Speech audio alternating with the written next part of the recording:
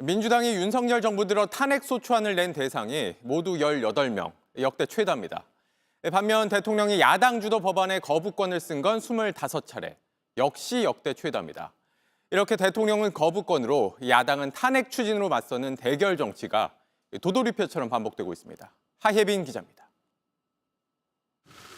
지난 2022년 3월 대선 이후 민주당은 지금까지 총 18개의 탄핵 소추안을 제출했습니다.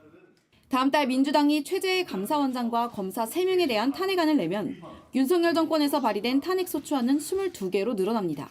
검사들의 정치 행위와 집단 행위를 묵과하지 않고 상응하는 조치를 취하겠습니다. 김건희 도이치모터스 주가 조작 의혹에 대해 무혐의 처분을 한 검사들에 대한 탄핵도 차질 없이 추진하겠습니다.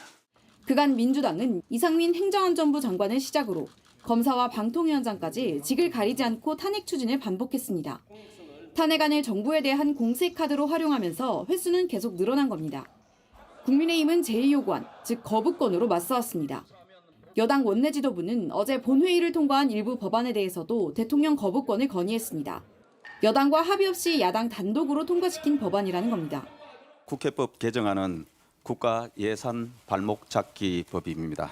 국회 정언감정법 개정안은 반인권적 국회 독재법입니다. 위헌적인 6개 악법에 대해 대통령께 제2요구를 정식으로 건의합니다.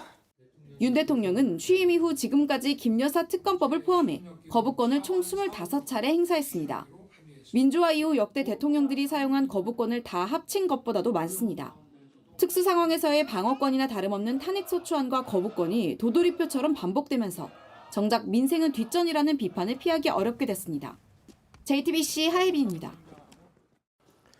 JTBC 뉴스를 시청해 주신 여러분 고맙습니다. 저희는 저녁 6시 50분 뉴스룸에서 뵙겠습니다.